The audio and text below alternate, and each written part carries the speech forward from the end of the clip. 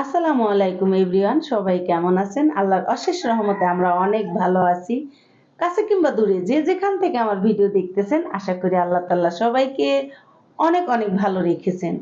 আজকে দুপুরে কি রান্না করেছিলাম, কি দিয়ে ভাত খাবো সেগুলো একটু শেয়ার করব আপনাদের সাথে। তো আমি দুপুরে রান্না করেছিলাম বাসমতি চাল দিয়ে। আমি বাসমতি চালের পোলাও রান্না করেছিলাম আর রান্না করেছিলাম চিকেন রোস্ট।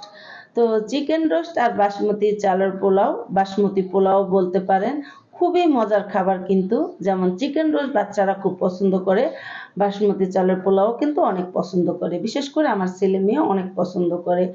তো আমি ওদের জন্য রান্না করেছি আর ওরা অনেক পছন্দ করে খেয়েছে। আলহামদুলিল্লাহ, আমার জন্য কিন্তু খাবার রেডি করে নিচ্ছি। অলরেডি ভাত নিয়ে নিলাম আর আমি একটা রোস্ট নিয়েছি, আমি লেগ পিস নিয়েছি। তো এখানে গ্রেভিটা দেখে আপনারা বুঝতে পারতেছেন এটা খেতে কতটা লোভনীয় হবে।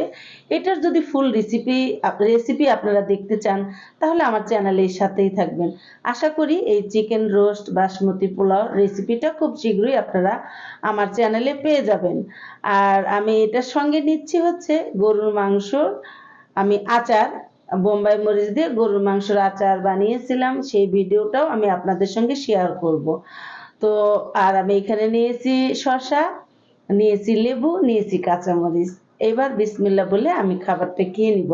আশা করি আপনাদের কাছে আজকের ভিডিওটা অনেক অনেক ভালো লাগলো। আর রেসিপিটা দেখতে হলে অবশ্যই আপনারা আমার সাথে থাকবেন, আমার চ্যানেলের সাথে থাকবেন, ফুল রেসিপি দেখতে পারবেন। আর এরকম আরো মজার মজার রেসিপি যদি আপনারা দেখতে চান, অবশ্যই আমার চ্যানেলটা সাবস্ক্রাইব করে ফেলবেন, সাবস্ক্রাইব করে আমার পাশে থাকবেন।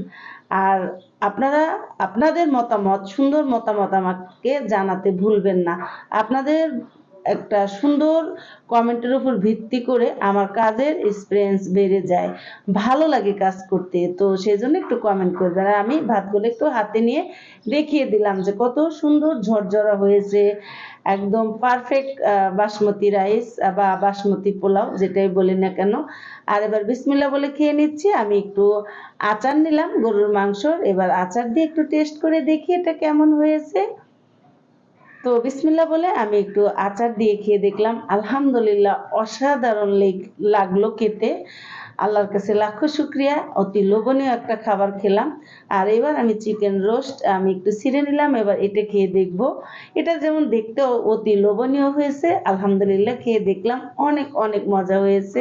তো আপনাদের কাছে যদি আমার রেসিপি ভালো লাগে, আবারও বলি, আপনারা আমাকে সুন্দর মতামতের মাধ্যমে জানিয়ে দিবেন। সবাই ভালো থাকবেন, আমার জন্য দোয়া করবেন। আবারও দেখা হবে অন্য কোনো